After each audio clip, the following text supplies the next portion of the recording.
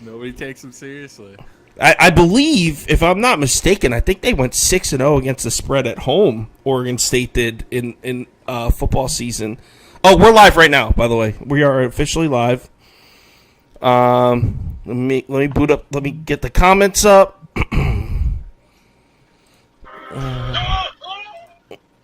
Whoa! It's the slot machine for your ad. Oh, was that my ad? Well, at least I'm getting paid, right?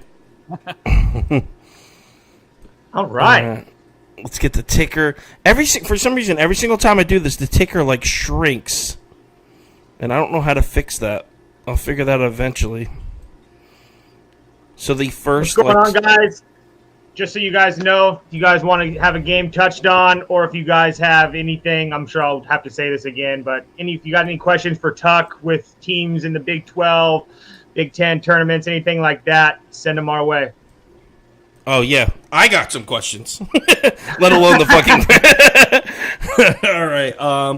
So it looks like the ticker is officially good. And we're getting comments in. All right, so we're good. We're good to go. So just like Toast said, we're going to spend most of this episode doing the conference tournaments, talking March Madness. Real quick, Tuck, do you want to just give... We don't really do the subscribe to my YouTube channel shit here. We don't do that shit. But real quick, tell them what you do, where they can find you in like 10 seconds or less.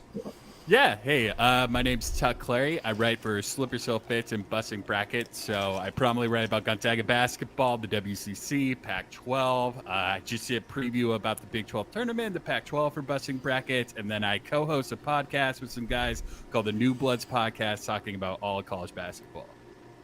Oh, cool. Yeah, I saw. I tried to chime into your guys' spaces, the New Bloods. But by the time I get in there, you guys are deep into it, and I don't really follow the Western Conference like that. So I'm a quick in and out. And by that time of night, like, I'm blasted. So yeah, it's for some for sure. I'm on the East Coast, so that's late. Like, yeah. All right. Yeah. So actually, this is probably not the conference you guys wanted to start with, but I'm the fucking host. So I'm saying we're going to the other coast here. I want to start with the Big East. Now, is Providence the least bet one seed in the history of conference tournaments? Like, does anyone think Providence has a chance of winning this conference tournament? Go ahead, Tuck. I don't buy Providence. Much to the chagrin of my friend Austin King, who's a hardcore believer in the Friars. They're just a lucky team. You could say it's God's will, considering they're a strong Dominican private school, but they play it tight in a lot of ways, and it's just eventually they're going to get burned by it. Luck can only go so far. Right, exactly. And I remember Toast telling me like that on Ken Palm, they were like leading the league in luck or something, and I didn't even know you could lead the league in luck. Like, I didn't even think that was a thing. So all right, so Toast, take this. If we're not betting Providence, because obviously I'm with you that that's probably not the best value, who are we looking at in the Big East? My pick to take it down was Uconn. I really like their big man inside with Sonogo. I think that their point guard and RJ Cole is a game changer. And if you take a look at the bracket, they're going to face the winner of Seton Hall, Georgetown. And then they're going to have to face the winner, or if they win that game, they're going to have to face the winner of Villanova and or St. John or DePaul. So I think that we've shown that they've already been able to beat Villanova in the past.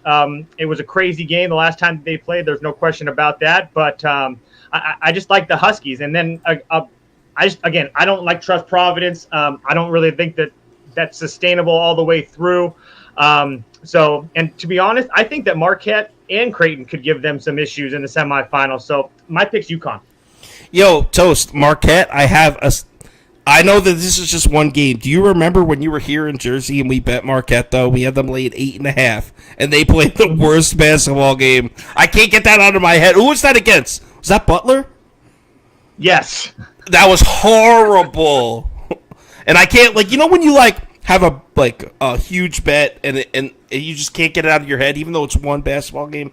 That's my opinion on Marquette. So Toast likes UConn. Do you have anyone in the Big East that you would recommend to Tuck that you would recommend us betting? If you had to pick right now, gun to your head, who's winning the Big East tournament?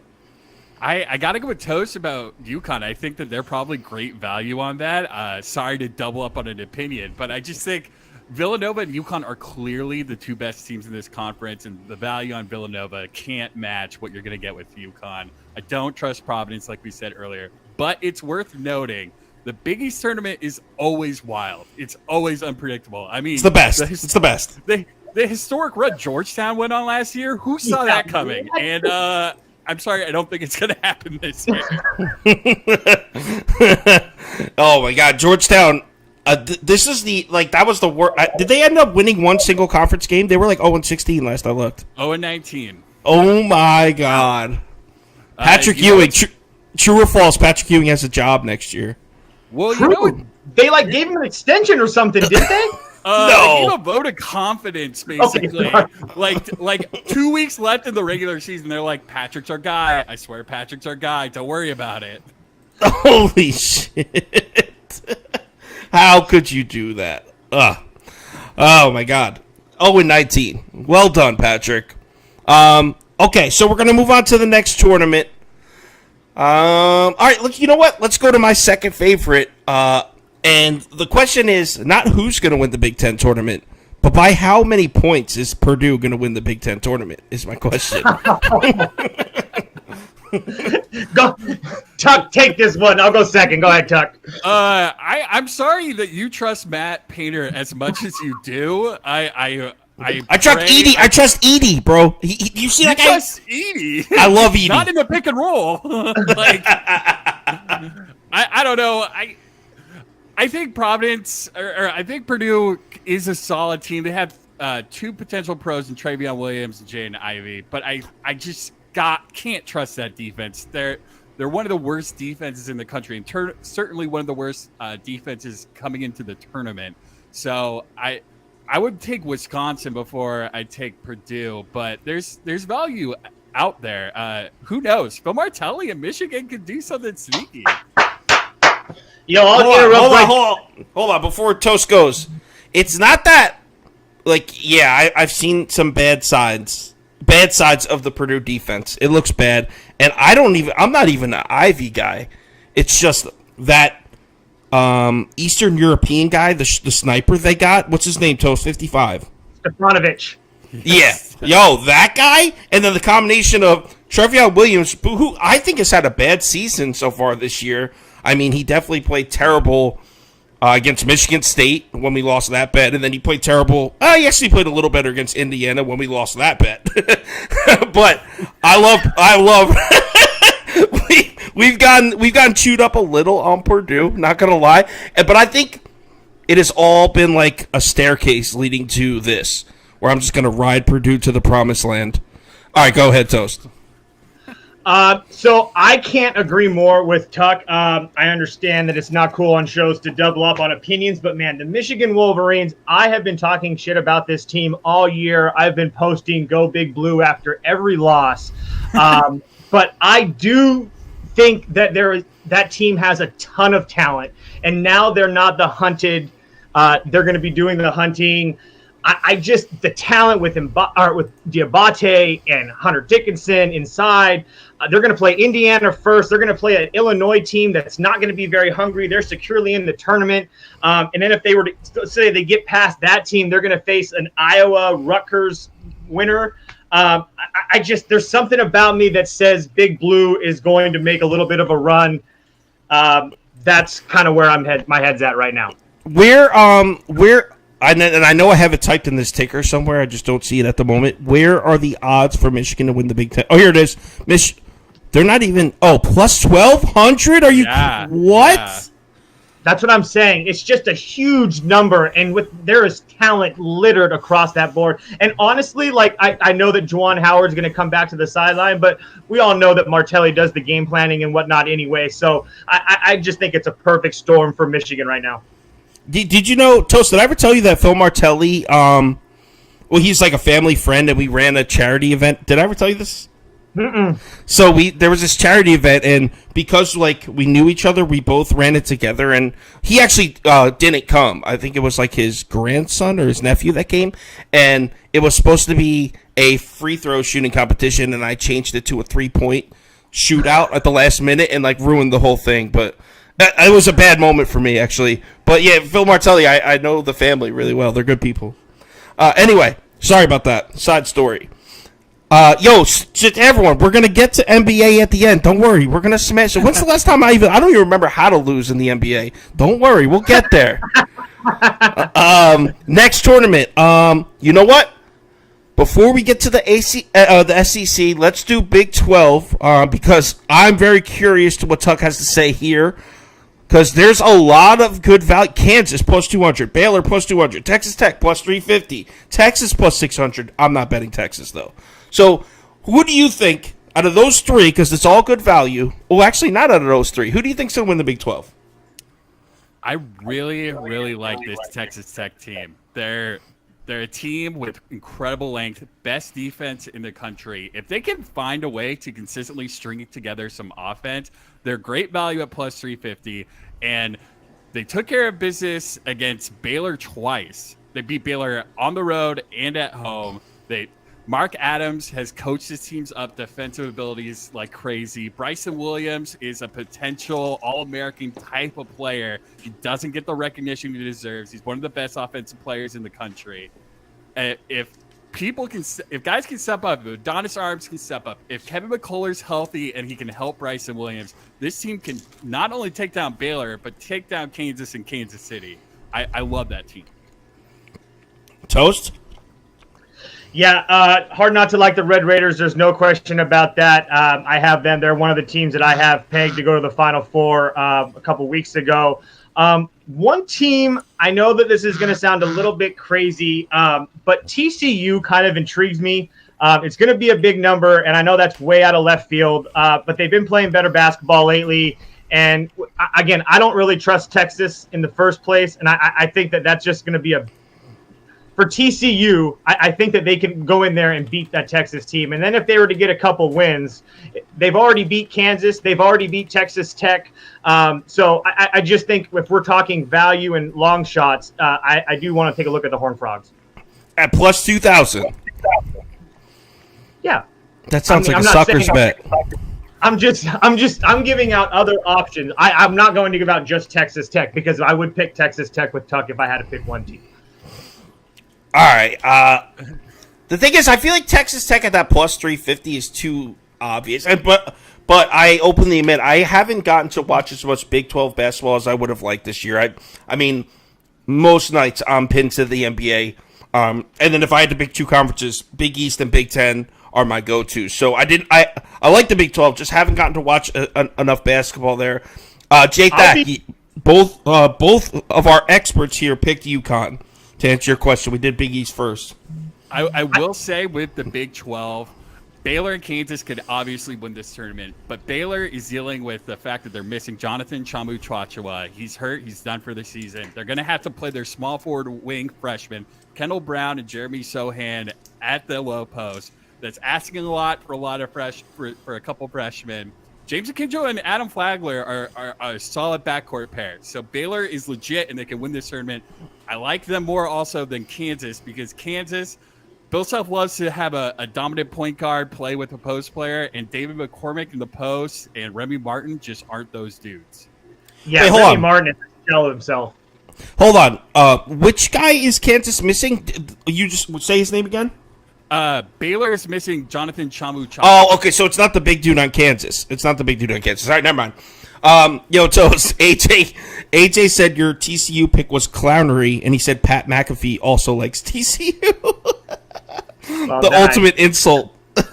Jamie Dixon's a grinder. Texas Christian's one of the best offensive rebounding teams in the country. They play good defense. If there's going to be a team that can get lucky, it's Texas Christian. It's just like everyone looking at the rebounding team in the country. Number 2 in the country, baby. It's just like when you look at the lineup of those odds in the Big 12, every single home run hitter is taking a swing with TCU, which means it's a sucker's bet. Yeah. All right, Touché. let's move on. Okay, this is kind of an asshole move for me. I like the MAC because I'm a football fan. Do you guys have a pick on the MAC? Toledo at plus 105, Ohio at plus 400. Or should we skip this conference? I like the MAC because I'm a football fan. Let me pull up who I picked for that conference because I don't know if people know. I just definitely took a low blow throwing the MAC in this. Yeah. I think it's incredible that you're tuned into the MAC, but I guess it has to be Iona, right? Yeah, I mean, Iona or some people might be able to get over Siena, but I'll tell you right now, Ryder has been playing some really good basketball. I did take the points today with Ryder against Iona, so we'll see. All right. That was that. Rick Pitino. I purposely tried to catch you guys off guard. And to answer this question here, no, I'm wearing a Mike Vick jersey, not a Tampa Bay Buccaneers jersey. White Vic. All right, so let's go. Let's keep it in. All right, here's the next question. The American Conference. You're not allowed to pick Houston. Neither of you are. Pick your second best. Memphis. Yeah, I got to go with Memphis. The talent wins out. Really? They've been playing really, really hot. SMU, Southern Methodist could chase them. Kendrick Davis is a great point guard, but Memphis is playing probably their best basketball, I would say. Wouldn't you, Toast? No, absolutely, no question. Right now, they've won 5 straight. They beat Houston by 14. They look solid, and Jalen Duren needs to be in more conversations as a solid post player. I will. Absolutely. Oh, sorry. Go ahead. No, I just think that they're committed now. They know that Amani Bates isn't going to be back. I think that, like you said, with Duran and Lomax, I think that they're all right. They've got juniors and seniors sprinkled across. Memphis has some of the most talent in the country. I know that at times it doesn't look like that, but there is a reason that they've only lost one game since January 23rd. So yeah, it's Memphis for me. And this is coming from somebody that had Houston as a Final Four national championship team before the year and all those injuries. So, but yeah, it's Memphis for me. Well, it's not exactly that you have to come off Houston. It's just that minus 150. That's a terrible, terrible line to bet a conference winner at the beginning of the tournament. Yeah. It sucks. I would never lay the number when I'm picking conference winners. I mean, and Duran, that's the center on Memphis, right? Yeah. Dude is I tailed you one time when we faded Memphis, and I actually think we hit our bet, but I watched the entire game, and that dude is a monster, the center on Memphis. Holy shit. Yeah, all right. He's really coming on these last few games, 27, 30, 28, 28 points. I mean, he's really starting to play well and come into his own. Damn, peaking at the right time. All right, so, I actually didn't type this one up, but what's the status with the Pac-12 tournament? I know it started. Tuck, just get it right up, Tuck. Yeah, it just started. The talent difference in this tournament is massive. The top 3 are so much better than the rest of the conference. Granted, this is a conference that we saw Oregon State, which we all know went on a magical run. But if you're not picking Arizona, UCLA, or USC, you're lighting money on fire in a lot of ways. Actually the team I like is not one of those 3. I like the Sun Devils, bro. Granted, I haven't watched them. They lost. When? They lost to Stanford today. Oh.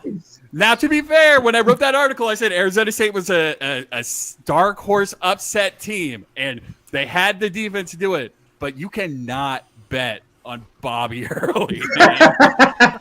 Damn it. Arizona State's out. That was like, I thought I was being sneaky with that one.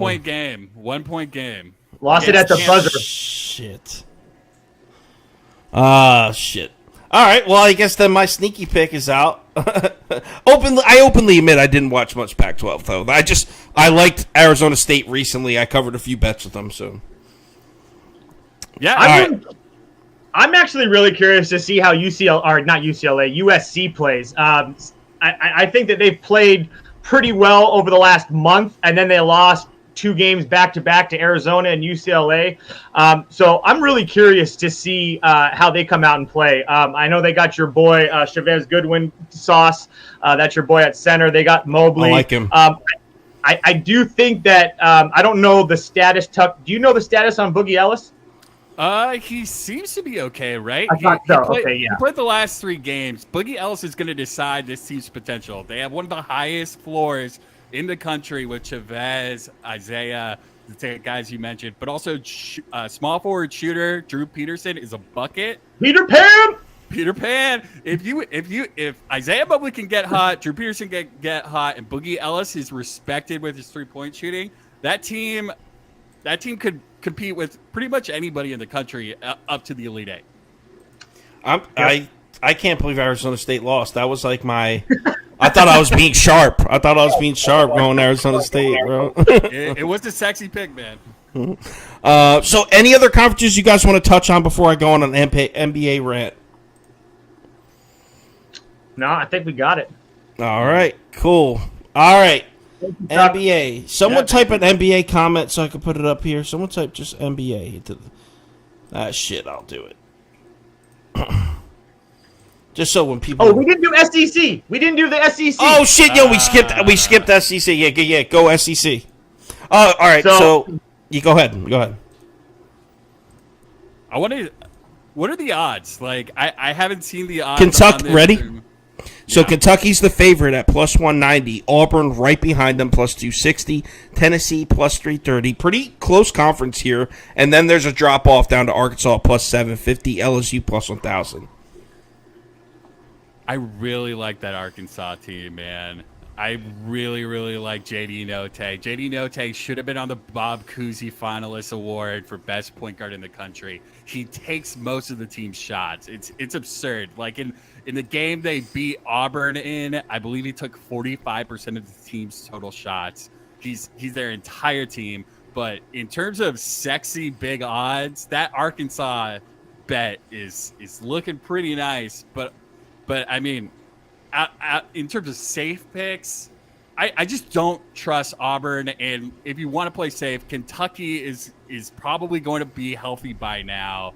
And they've got the size and the guards to definitely take care of business against Auburn if they match up. Okay, Toast? So I've been on the Arkansas train for a while now. I went on the Heat Check pod. They were one of the teams that I said that you got to take a look out for the Final Four. But the team that I'm actually looking at in this Big East or the SEC tournament, and it's going to kind of probably surprise people, is the LSU Tigers.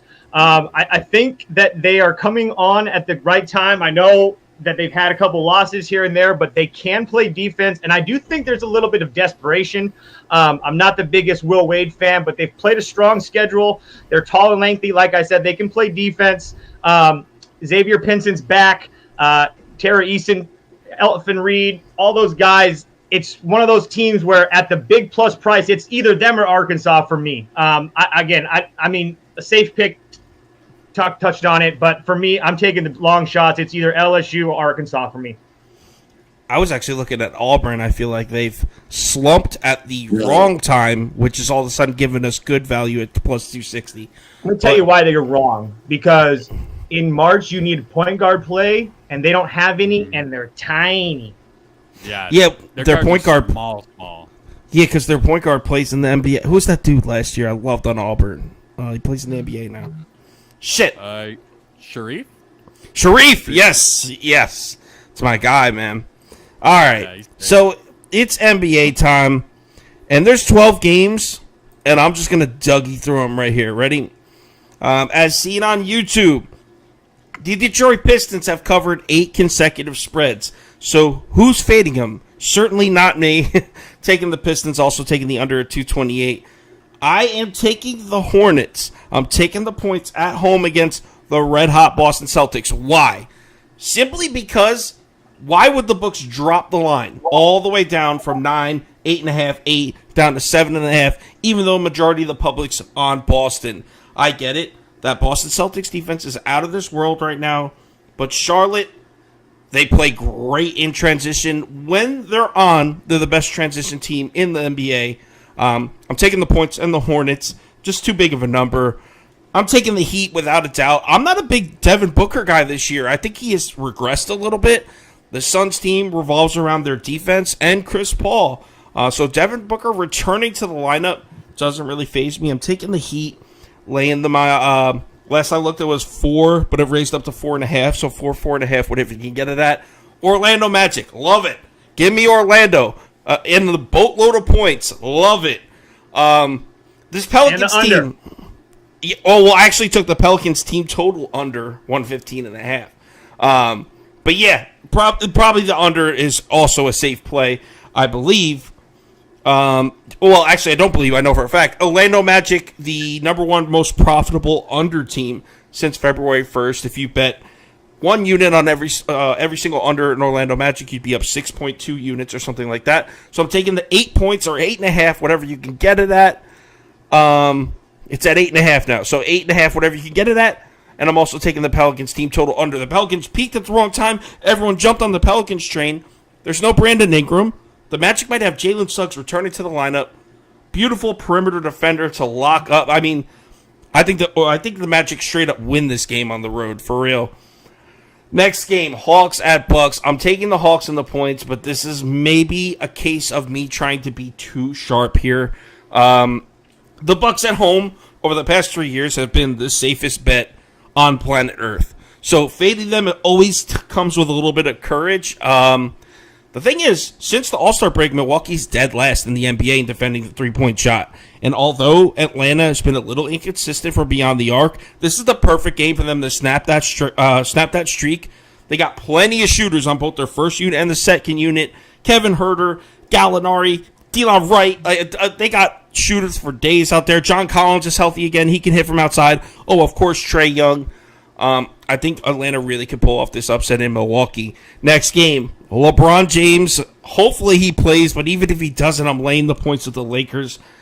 Ugh, God. All right, so really, the Lakers have been bad against the three-point shot, which might make a lot of people jump over to the Houston Rockets side, but Houston's been really inconsistent from beyond the arc, and the Lakers attack the basket better than anyone. I mean, say what you want about Russell Westbrook. He's clearly past his prime. He's clearly struggling. But one thing this dude can still do is get to the basket. And the Houston Rockets are one of the worst teams in the NBA at protecting the rim this entire season. So I think Russell Westbrook has a good game, and I think the Lakers cover that spread at 5.5, 6, 6.5, whatever you can get it at. Next, Oklahoma City plus 14.5. I took it. I don't love it. It's just a half-unit play. The Timberwolves have covered 2 huge spreads in a row. I don't know if I'm betting them to win 3 consecutive games by 15 or more points. It's a little thin, especially since Oklahoma City got Isaiah Roby back from injury. So, Oklahoma City, but just skip. I'm taking the Spurs, but this is another one, complete coin flip game. Raptors have looked terrible, but it's one of those teams where we know the Raptors are good. We know Toronto can play basketball. And Freddie VanVleet, Steady Freddie's been dealing with an injury for a while. If he comes out and plays the defense that we know VanVleet can play on DeJounte Murray, the Raptors should win this easily. The thing is, we haven't seen him do that in a while. So I'm taking the Spurs to win this one. I'm taking Spurs plus 1. Steady Freddie and the Raptors have to show me they can win consistently without OG Anunoby before I start betting that team. So give me the Spurs. Next one up. Mark my words. The New York Knicks are back. I don't care about the 8.5. They're winning this game in Dallas. Winning it. And I'm glad, like, Mitchell Robinson might not play. Who cares? Like, Mitchell Robinson, I love, by the way. I'm not saying Mitchell Robinson has no value. I'm saying the Knicks are back, and it's because of 2 people, R.J. Barrett and Julius Randle, and they have taken the Knicks and thrown them on their back. Luka Doncic is clearly overweight. Give me the Knicks plus 8.5. Give me the Knicks money line. Give me the Knicks under 216.5. Knicks are going to win this game. Bing, bong. And you can come see me on Twitter when that hits and thank me. I'll give you a like. Next up, Nuggets on the road at the Kings. How are you not taking Denver minus 6.5 here? The Kings have no Sabonis. I guess some people haven't realized why the Kings are finding some success. It's because they have Sabonis out there. Sabonis is the man. Sabonis not playing tonight. Jokic should eat. Denver, one of the best offensive teams in the league against a team that plays no defense without their best scorer. Denver minus 6.5. Don't even overthink it. Skipping Blazers at Jazz. It's a 19.5 point line. Here, how about a real sharp pick to finish this off? Wizards in LA to play the Clippers. I'm taking the Wizards. This line was 4.5 down to 4, now to 3.5 for a reason. Because the Wizards are shocking the shit out of people, man. And it's not because Porzingis is playing. It's because that team just clicks. I don't know how to explain it, but that team is 3-0-1 against the spread in their last 4. No one's showing them any respect. And they're just playing hard basketball. They hustle for 48 straight minutes. I'm taking the Wizards to beat the Clippers in LA. That's 12 NBA picks fast as hell. Now, it's 6:34. Can I play some fucking bets and enjoy my night? Absolutely. All right. Yo, Tuck, thanks for joining us, man. I promise next time we'll be more organized. This was kind of thrown together last minute.